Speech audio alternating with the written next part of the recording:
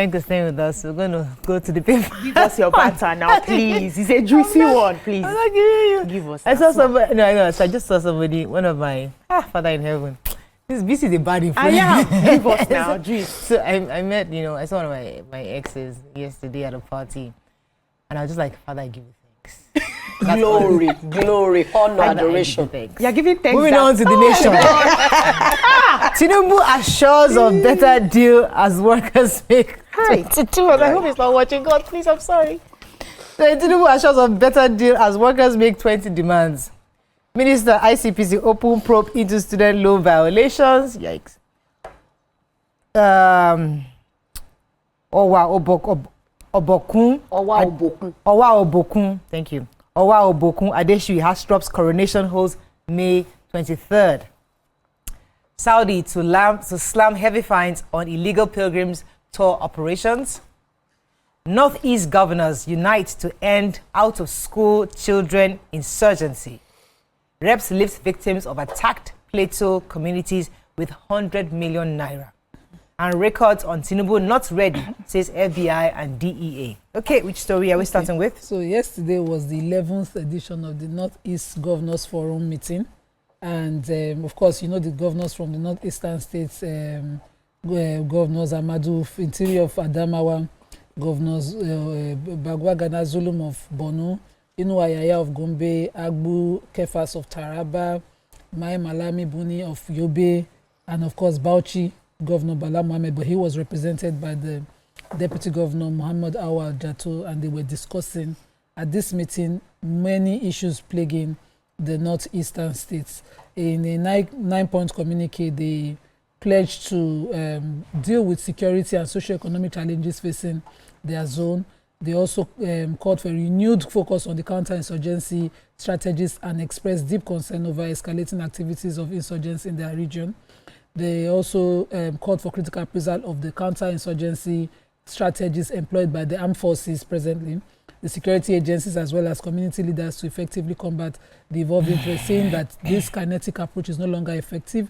They have to now look for multi-dimensional strategies to tackle the roots of all the problems. Then they started to call on the president to look into the northeastern states. There are a lot of abandoned projects there, and things are not working.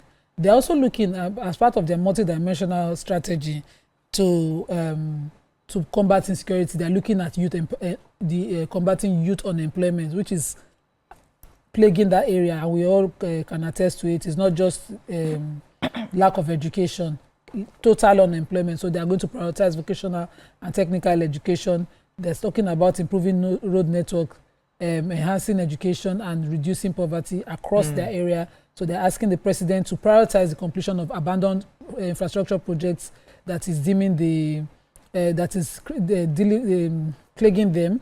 They're also saying they should find a way to alleviate poverty, insecurity, and the general underdevelopment of the northeastern states. And I hope that the president will pay attention as possible, as soon as possible, or how it is possible. I don't want to say as soon as possible, but as practical as possible to those areas, because yes, of course, they've been dealing with a lot of things, but I'm surprised is now they're talking of skill acquisition and all of that. Sanusi. Emir Sanusi was talking about how that region, particularly these northern states, should convert their mosque to schools. During the week. Yeah. So after Subu in the morning, Subu is at 6 a.m. in the morning, everybody walks out. Those who will stay for the sunrise Nofla would leave latest by 7. That's when school starts. Let the children come in. Let the education and offer education before the 2 o'clock prayer. That is when school closes. Yes. Stay there. If you want to do extramural between the 2 o'clock and 4 o'clock, you can actually do extramural, because the mosque going in the time of the Prophet was a place of learning. But now it's just a place of prayer. Everybody starts to walk away, or people start to sleep and loiter around. So convert it and make proper use of it for not just Western education. When we talk education, the Arabic education is an education. Then add the skills to it.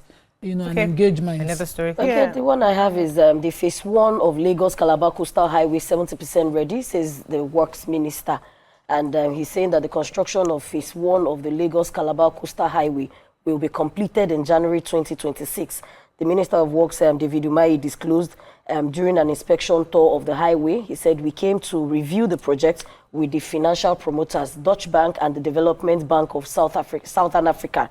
He said, he also said that the project, the 20 kilometer of the road from Ahmadu Bello Way in VI here in Lagos would have been completed by May. He says, we are going to surpass the 20 kilometers from this site. Minister also mentioned that the highway project had been more than 70% completed, although the contractor had not got funds up to 70%. That's why I call them the people. That is why I call them people that have set their minds towards nation building rather than making money. He said, and he's also assuring us that in his words, he said, these are the road architecture that you are going to receive on this highway. I assure you that by January next year, God's willing, we will have this road completed, the minister said. I think a few days back, Google Map detailed me to that route, and it was really beautiful. Yeah, in fact, I was scared because I was telling my partner, I said, if we keep driving, we might enter Anambra like this. The road too smooth. So would you get Anambra through that road? You don't to Calabar. No. I think they have different stops, but it's a long stretch. You can bypass off, I think, around Shagamu, Ejebu, then all the way. But what is there now is really beautiful, in all honesty. That's good. So the Federal Ministry of Education has opened an investigation into the alleged illegal deductions from the institutional fees paid by the Nigerian Educational Loan Fund, NEL Fund, for beneficiaries of the student loan scheme. The Education Minister, Dr. Tunji Alausa, described the infractions in the loan disbursement as very disturbing and extremely concerning. And also yesterday, the Independent Corrupt Practices and Other Related Offences Commission, ICPC, announced that its men had launched a probe into the alleged infractions in the student loan management. And it says that they've been trying to carry out the investigation so far from what has happened, and they realized that they had increased the amounts that they were supposed to collect from the students. That's on one hand, and secondly, also they had also ensured that the money they had earmarked for the students isn't what is actually being given to the students. So investigations are ongoing now. They want to clearly understand what is happening and see if there's anybody who is guilty of the offense that will be, investigated. Let's see how that goes. Okay, so I had the story.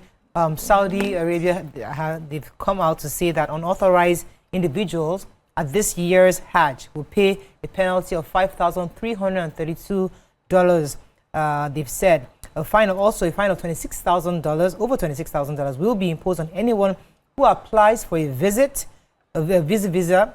for an individual who has performed or attempted to perform Hajj without a permit, or who has entered or stayed in Makkah and the holy sites during the specified period. The authorities in Saudi Interior announced the penalties for individuals who violate regulations requiring a permit to perform Hajj, and for those who facilitate such violations. I guess that this was necessary because of people who flood into that place without any kind of permit, and they come in, and some of them actually also commit crimes. So it's important for the safety of those who are going on Hajj. It was important for them to impose these fines. Let's go on a very short break. When we come back, we continue with our review. Stay with us. We'll be right back.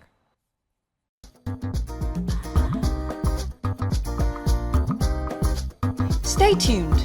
Your View will be right back.